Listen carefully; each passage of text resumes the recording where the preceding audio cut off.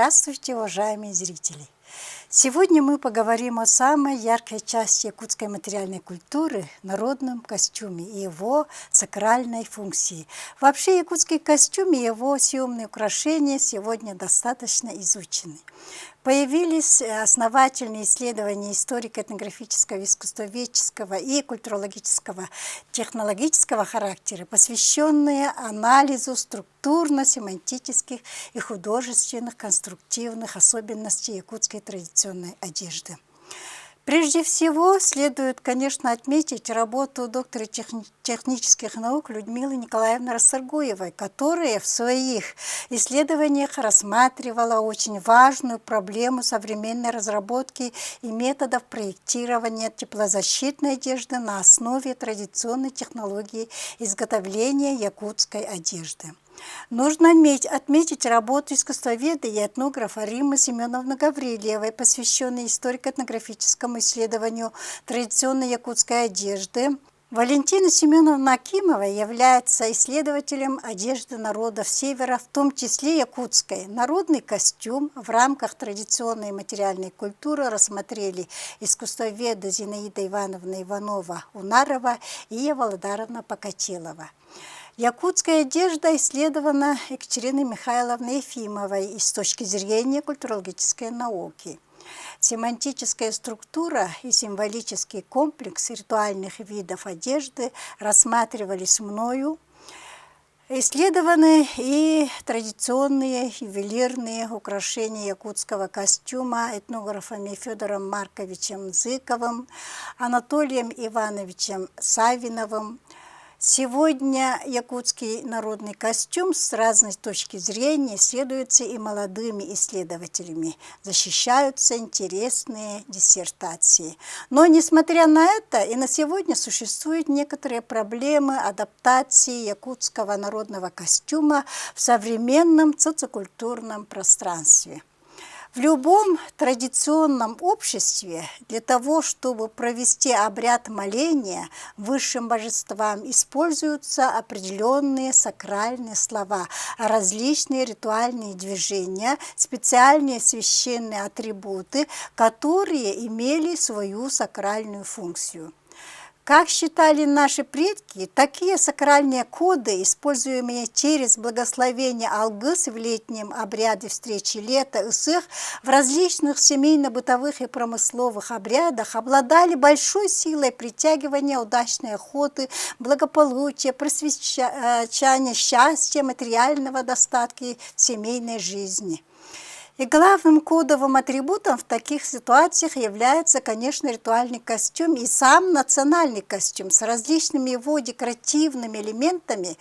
Сегодня мы рассмотрим не специальный шаманский ритуальный костюм куму, так как об этом было написано многими исследователями традиционного быта и культуры якутов, современными российскими и якутскими учеными. Обратимся к якутскому народному костюму и его элементам, которые очень часто использовались как ритуальный атрибут во многих якутских обрядах.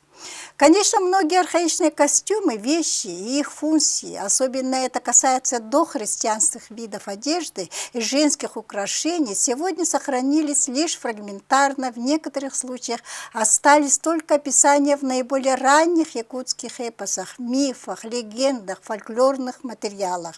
Но очень много обширных фактологических материалов исследователям дают сегодня современная археология, визуальная антропология и новые материалы из российских, зарубежных музейных фондов, которых нам предстоит еще изучить и исследовать.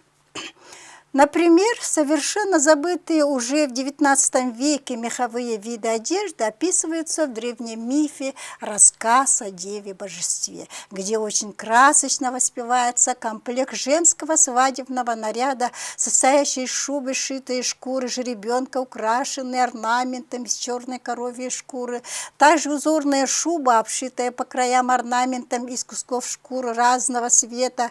Следующий вид одежды состоит из длинной, достигающей до пола безрукавки, шитой из черной коровьей шкуры, отороченная шкуркой жеребенка. Здесь описывается верхняя одежда тангалай, характерной особенностью которого являлась богатая бисерная отделка. В декоре этой одежды все взаимосвязано, взаимообусловлено. Одна деталь подчеркивает другую или наоборот, успокаивает, создает единую устойчивую композицию. Например, если рассматривать отдельно декор спинной части шубы Тангалай, то ее композиция вызывает определенные ассоциации. Пространство с обеих сторон прямой бисерной линии ствола мирового дерева аллукмас с декоративными узорами из бисера инахсытою отдаленно напоминают покосные угодья с пасущимся скотом, а светлая кайма по бокам и внизу их ограничения дорогой или рекой. Таким образом, эти изображения могут отражать добрые пожелания алгыс молодым благоустройстве жизни, пусть умножится ваш скот. В комплекте входили также шапка, сшитая из спинной части шкурки рыси, сапожки из шкуры черного жеребенка, задняя часть которой была сделана из шкуры черной коровы, передняя из шкуры серого жеребенка. Шапка украшена 2 рогами и перьями. В этом тексте старинного рассказа передается объемное информационно-семантическое содержание о древнем головном уборе мостах, нугайдах, пергеге, рогатая с перьевым султаном шапка. Такая форма шапок была типичной для 17-18 веков. Пучок перьев в головном уборе имел не только магико-охранное значение, но считался магическим средством вызывать плодородие. Он является также показателем высокого социального ранга лиц, носивших головные уборы с перьями. Кроме того, шкура с головы зверя и торчащие рожки на головном уборе призваны были охранять носящего, спасая от влияния различных злых духов. Таким образом, семантика шапок с рожками на головном уборе в целом несли важные символы и знаки апотропейного и сакрального смысла. Свою сакральную функцию несет и традиционный головной убор джабака – каннах сетте кан джабака, то есть родовая священная шапка джабака. Шапка, передаваемая по наследству кровным родственникам и используемая как священный атрибут. Декор навершия шапки джабака нес особую смысловую нагрузку. Все типы нарядных головных уборов спереди имели пластинчатый круг из серебра, которому придавалось особое магическое значение. По мнению Василия Филипповича Трощанского, якуты с серебряным кругом солнца Кюн Туахта в головном уборе символизировали самого высшего божества Урюм Айы Тойона. В различных обрядах прослеживается ее защитная роль. Круглая металлическая бляха, как не раз доказывали исследователи традиционной культуры, связана с культом Солнца. Таким образом, солярный круг на лбу служит символом принадлежности к солнечному миру. Серебряный круг на головном уборе якутской невесты олицетворял еще и жизненную силу кут.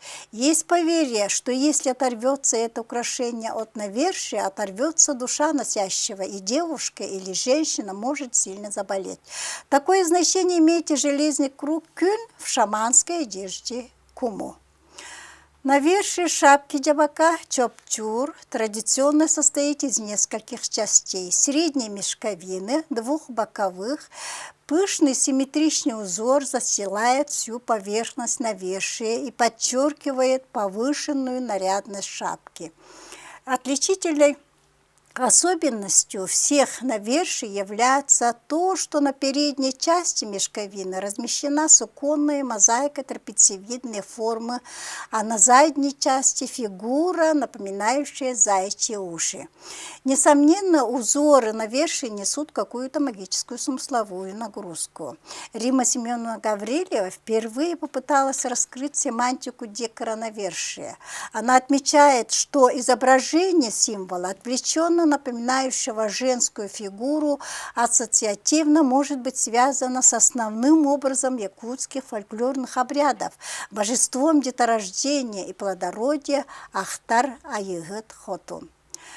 По мировоззрению якутов в голове человека баз сосредоточены сила и энергия, дающие начало жизни человека. Так, например, считали богиня Йыгы душу ребенка якутун внедряла через темя мужчины, поэтому на вершине шапки связывали ее хозяина с высшими божествами. Недаром мужчины во многих промысловых обрядах используют именно шапку джабака. Символический образ навершия и присутствующий в нем обязательный красный свет убедительно подтверждают, что душа кут ребенка внедряется именно через теменную часть головы. Как отмечают многие исследователи, красный свет в тюркской культуре представлялся как кут, то есть душа и зародыш. Шапка джабака применялась в проведении ряда промысловых обрядов. Так охотник, убивший лису и принесший ее домой, сразу в дом не входил со своей добычей. Он предварительно стучался в незапертые двери и на вопрос «Кто?» отвечает «Я, Баянай, дух хозяина леса». Тотчас радостно вносит к нему шапку джабака. Охотник обертывает лисицу в вынесенную шапку, причем непременно старается окутать голову.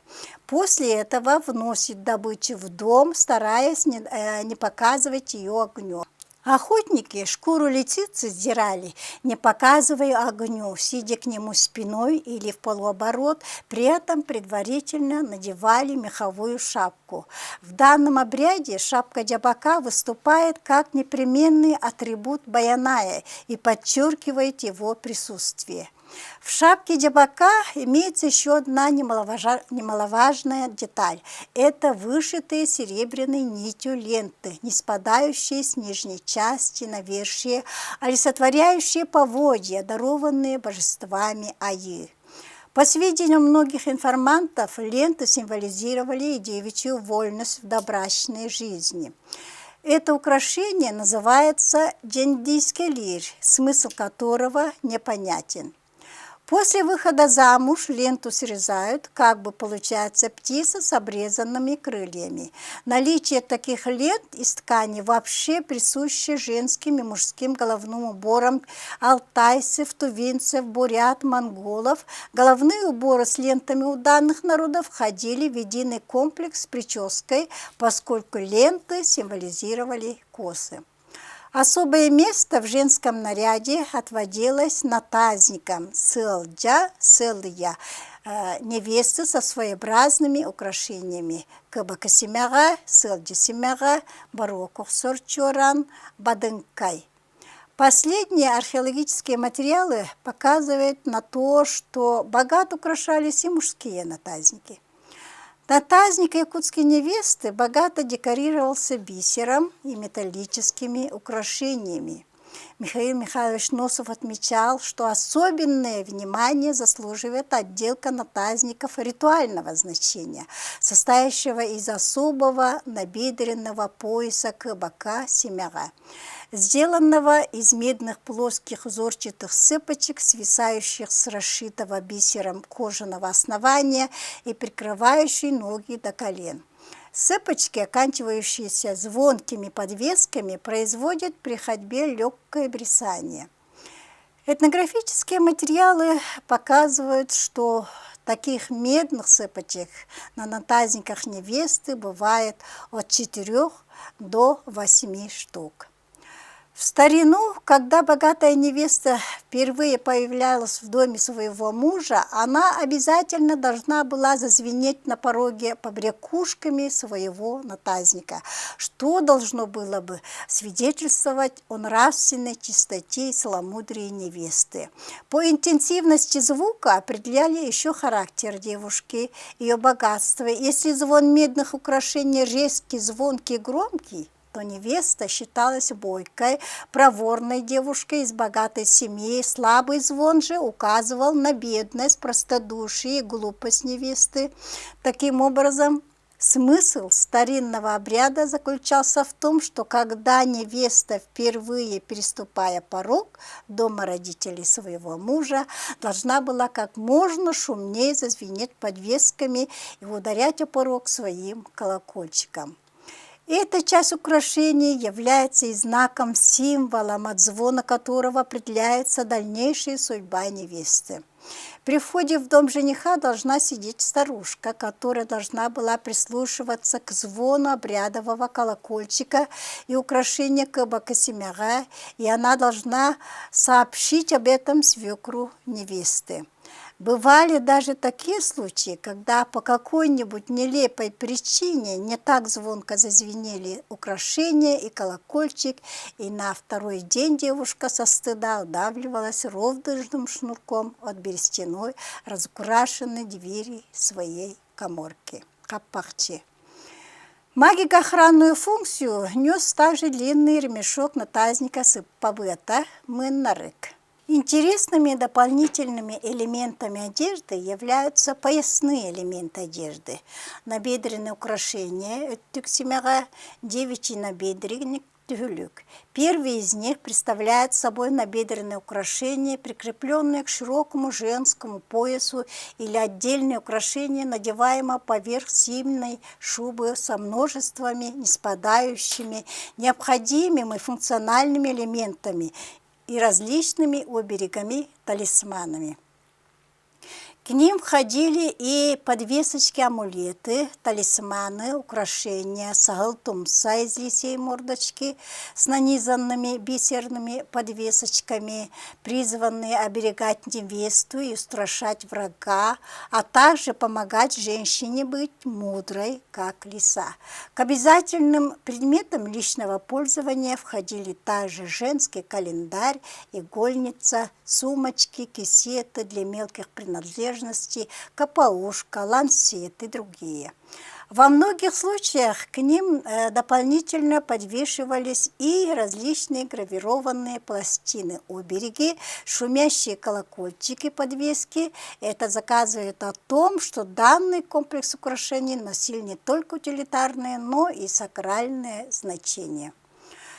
Функциональная роль девичьего набедренника – оберегать паховую часть девушки от дурных взглядов, от злых духов, демонов, а главное назначение – оберегать чистоту и непорочность девушки. В традиционном понимании были такие понятия: закрытость бютей, к которым относили девственность и невинность, непорочность юной девочки, и грязный кирдех, соответственно к этому понятию, конечно, относили уже рожавшую женщину. Таким образом, детали и украшения одежды, покрывающие паховую и набедренную часть человеческого тела, служили оберегом, щитом, охраняющим будущую продолжательность рода от опасностей. Неизменной принадлежностью нарядной одежды являлись нагрудные и наспинные украшения из серебра, которые играли особую семантическую роль. Эти украшения при ходьбе невесты издавали своеобразный звук, который своим звоном должен был отпугивать злых духов, демонов, абагы. Таким образом, по поверью наших предков, женские украшения были защитой от воздействия таких негативных сил природы и имели сакральное символико-знаковое содержание. Пояс и плеть являлись атрибутами свадебного обряда. Киитир. В некоторых случаях они носили апотропистическую функцию. Например, по древнему обычаю невеста должна прощаться со своими родными и выходить из своего дома, держась за ремешок плетки будущего мужа. Пояс кур на талии очерчивал круг, спасая невесту от нечистой силы. При входе в дом жениха к невесте подходит почетная замужняя, ни в чем не опороченная женщина и развязывает у нее пояс. Невеста следует за ней в дом, держась за один конец пояса. Перед самым входом в дом жениха она специально развязывала пояс, чтобы освободить свое счастье. Эпизод разложения нарядной одежды и украшений вокруг роженицы Воланхо Нюргунбатур Стремительный ярко доказывает, что богатые серебряные украшения и головной убор являются ритуальными атрибутами.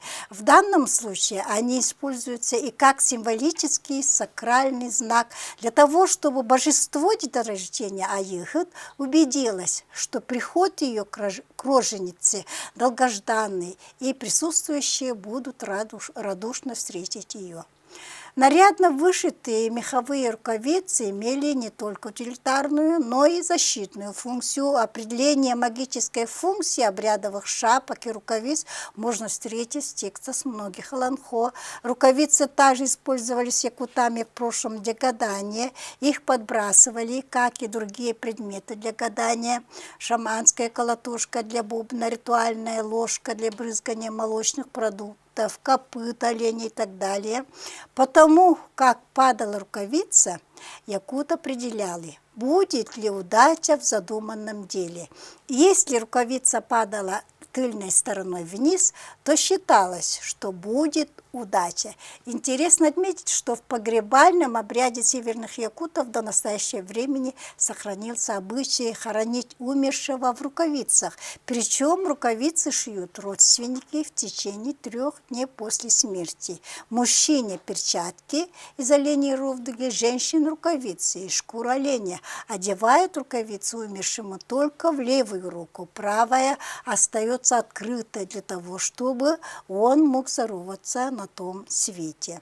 Охранительную функцию несет и особый декор нарядных рукавиц невесты, характер орнаментации которых зависит от материала одежды, но сама конструктивная форма их остается неизменной.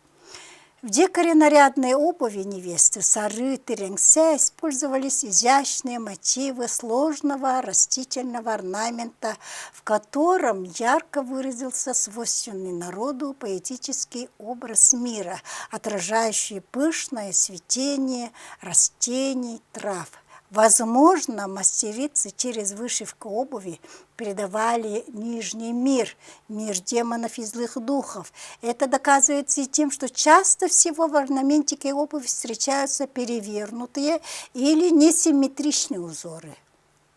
Как мы выше указали, человек, постигая смысл бытия, признает 3 мира, отражающих реальный мир, над головой небо, а под ногами землю. Себя же он осознает находящимся в среднем мире.